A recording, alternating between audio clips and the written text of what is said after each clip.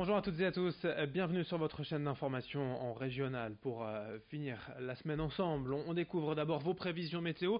Elles seront quand même assez mitigées avec des averses, des orages cet après-midi et en soirée. Et pour ce week-end, un temps de nouveau assez instable avec parfois quand même un peu de soleil. Mais des températures plutôt fraîches pour la saison, en tout cas inférieures au normal. 17 degrés à Dunkerque, 18 à Calais, à Saint-Omer, 20 degrés à Lille. On en reparle bien sûr après ce journal.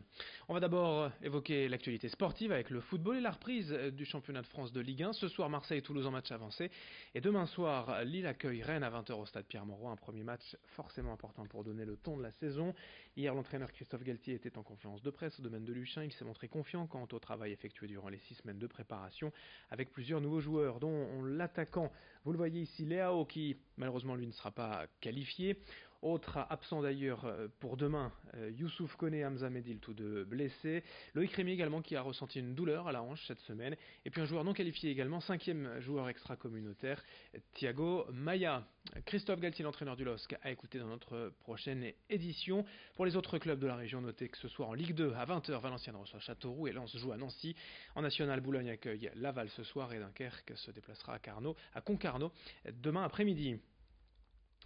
Dans cette édition, on part désormais à Roubaix à la rencontre de 4 guides bénévoles, 4 habitants de la ville qui proposent des visites insolites selon leur propre vision de Roubaix, leur endroit favori, les petits coins secrets méconnus des visiteurs. Ces guides s'appellent des gritteurs.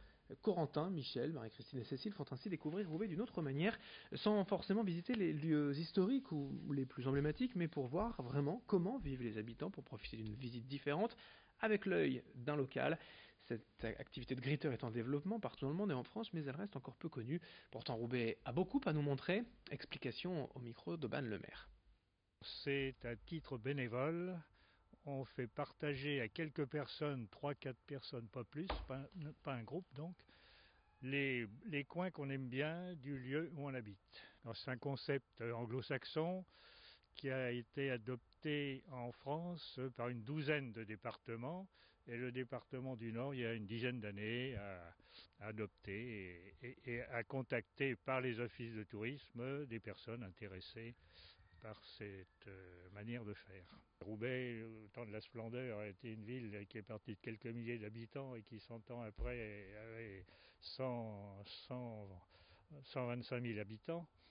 Et donc il y a tout ce passé industriel et ce dynamisme économique là qui existe encore quand on sait que Auchan c'est issu de Roubaix, Novotel c'est également de Roubaix, l'origine est de Roubaix, et ça existe encore maintenant, c'est ça qui est intéressant.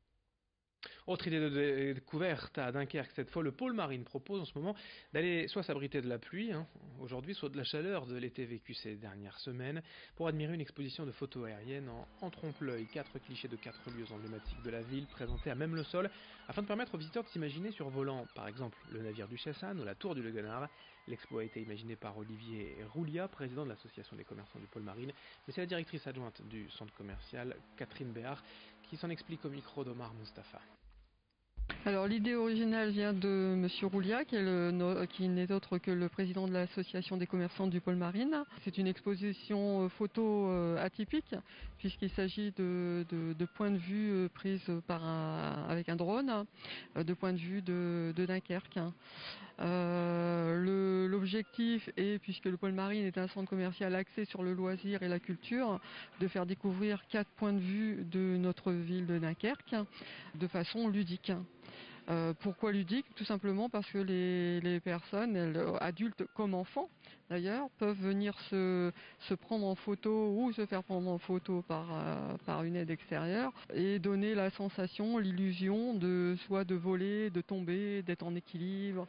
Contrairement à une expo photo classique, on peut là toucher les photos, marcher dessus. Et ça, c'est génial. On peut revenir voir cette exposition autant qu'on le souhaite jusqu'à la fin du mois d'août.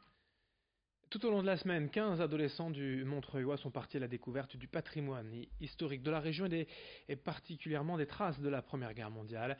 L'opération menée par l'agence Opalenco, le ministre de la Culture et celui de la Jeunesse et des Sports leur a permis d'en apprendre un peu plus sur quelques sites historiques, notamment la Chartreuse de Neuville ou encore le cimetière militaire britannique d'Étaples. Ici sur ces images, ils y ont répété un spectacle mêlant danse, cirque et slam sous la direction de plusieurs artistes. La représentation a lieu le 15 septembre prochain lors des Journées du patrimoine. Présentation en détail au micro de Marine Kijek. L'idée, c'est qu'on va aboutir en fait à un spectacle qui se déroulera à la citadelle de Montreuil pendant les Journées du patrimoine, où on va mettre en place un parcours artistique et historique dans la citadelle. On va découvrir des scènes de danse qui vont partir sur les traces de la guerre, une projection vidéo, du slam, du cirque, qui vont comme ça donner vie au patrimoine et à l'histoire. L'idée, c'est vraiment que cette histoire, elle n'est pas éteinte, elle n'est pas terminée. Elle est aussi actuelle. La guerre, la Première Guerre mondiale, ça a été une boucherie, quelque chose de très très très fort. Et les adolescents sont très sensibles à ça. Ils vont partir à la découverte de cette histoire. Et puis une autre image dans ce journal pour terminer. Depuis le début de l'été, les cours de yoga ont lieu chaque dimanche matin à la citadelle de Lille en fonction de la météo. Tout de même, Olivier Bartilinski enseigne gratuitement le yoga à des groupes allant de 50 à 100, 150 personnes parfois. Il n'était que 6 participants lors du tout premier cours il y a 3 ans. Ils sont parfois aujourd'hui plusieurs centaines, même jusqu'à 600 nous a-t-on assuré. Grâce à sa page Facebook intitulée Yoga Lille Dominical Gratuit, celui qui est aussi coach sportif dans la vie se charge ainsi d'annoncer le rendez-vous chaque semaine. La séance dure environ 1h15 et elle est accessible aussi bien aux confirmés qu'aux débutants, l'essentiel étant de faire découvrir cette pratique de plus en plus tendance. Évolution de ces cours avec l'intéressé au micro de Brieux Gorgy. Il y a 3 ans, j'avais créé un événement sur Facebook qui a été partagé par mes amis. Et puis avec la magie de Facebook, ça s'est tellement partagé que c'est vrai que l'année dernière, il y avait la première fois que j'avais refait cet événement 600 personnes et on est souvent entre 100 et 200 personnes. Le cadre, il est important quand on n'est pas initié parce qu'en fait on peut faire du yoga où on veut. Faire du yoga dans son salon, mais c'est vrai que quand on n'a pas l'habitude et que ça peut être un petit peu contraignant, le fait d'être en plein air et nous de pouvoir profiter de ce beau lieu, c'est sûr que ça va aider. Fin de cette édition, merci à vous de l'avoir suivi, merci de votre fidélité, très belle journée à toutes et à tous.